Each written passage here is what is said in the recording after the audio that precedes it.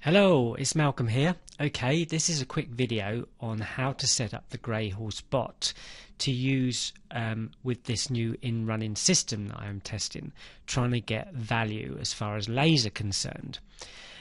First of all, please make sure that your Grey Horse bot is in manual select mode. And the disclaimer as always is that this is only what I'm doing. It's a suggestion on my part. I'm not expecting you to follow what I'm doing. I'm not expecting you to place money, and I wouldn't for 1 minute suggest it. I just thought you'd be interested in seeing one of the ideas that I've got and at the moment are following through on. So we've got the Grey Horse bot in manual select mode. We go to actions and then we go to options. Okay, and there's just a few things we need to do in options. Now obviously it goes without saying that you change your stop at profit and stop at loss. Even I've only got mine set small. I'm using very small stakes because it's only a test at the moment, so mine is, you know, around those sorts of values. There's no reason to do any of the others unless you want to stop when you've made like once the same as your stake. So if you're betting, just for argument, is £2 and you make £2, you might want to stop when you do that. That could make a difference. Or double your stake, so you might want to stop when you get to a profit of £4.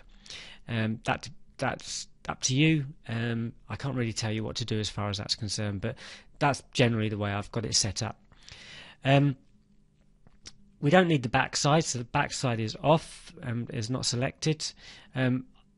You shouldn't need to do anything. If you want to, just turn that to 0, but the bot will ignore it anyway. But anyway, we want the lay side. I'm using a pure stake on this, and as I said, I'm only using I'm only playing around with 10p bets. Now, obviously, that's under the Betfair £2 minimum, so you're breaking their terms of agreement, and really I generally suggest you go for 50p because that's a one they can't really argue with, because BetDAC allow you to bet 50p. But you know what you want to do is up to you again. I'm testing, and they know we've got test accounts because we're actually a vendor, and we pay for the vendor ID, so they know that we're going to be doing testing, and they expect us to stake lower. So be careful if you do go under £2. I've not actually heard of anybody's account being closed down. I have heard of people being warned, especially when they're using very, very low stakes, because obviously under 10p they can't even charge you on the winnings, so they're not going to like that. Okay, the odds trigger range is 1.02 to 1.96. okay, so that's that. We don't need staking, we don't need trading, we need to go to session, we don't need that, and all we need is this widen odds tick value set to 3. That's just to give us a chance, because in the in-running market it moves quite quickly, so we want to try and get a match as soon as the bet's put in. So this gives us a good chance of getting matched at the even if the price moves slightly against us. We do need to go to Inplay, so we go in running. I turn that to 0 because I want to start trying to get a price straight away. And bet only in running, so the bot will now only bet when it goes in running. It will not bet before the race, although that is something I am going to look at, but at the moment I'm leaving it like that. So that's the only two things you need to do there. No ladder stakes, no Dutching. On a non-runners tab, we go 0 to 30, and at the moment I'm cancelling the race if there are any non-runners whatsoever. Basically, I don't want to take the chance that there are any non-runners, because I think that will upset the prices available, and obviously the reduction factor comes in and all the rest of it. So I'm basically cancelling bets if there are any non-runners whatsoever, because as far as I'm concerned the race card has then changed. Okay, so make sure that's on horses. That's all you actually need to do as far as the setup on the options is concerned. So we go down to the bottom and click OK to save the options. We only need to do that once. Next thing we need to do is go to actions, session, and then server tips.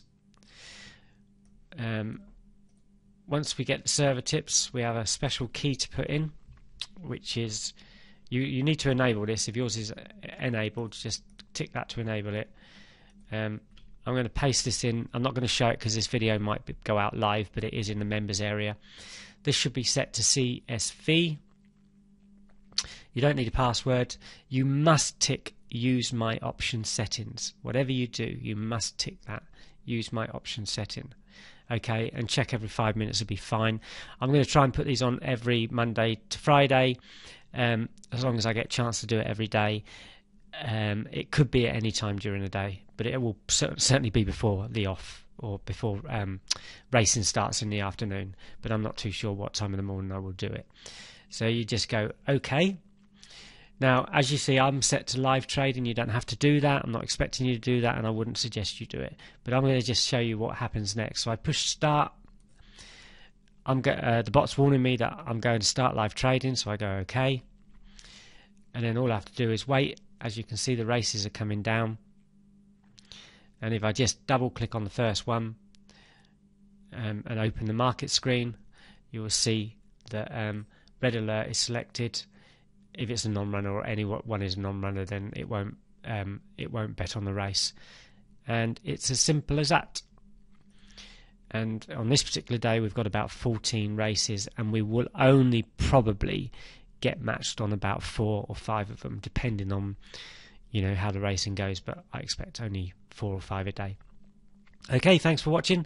I hope that helps you, and let me know how you get on. Bye bye.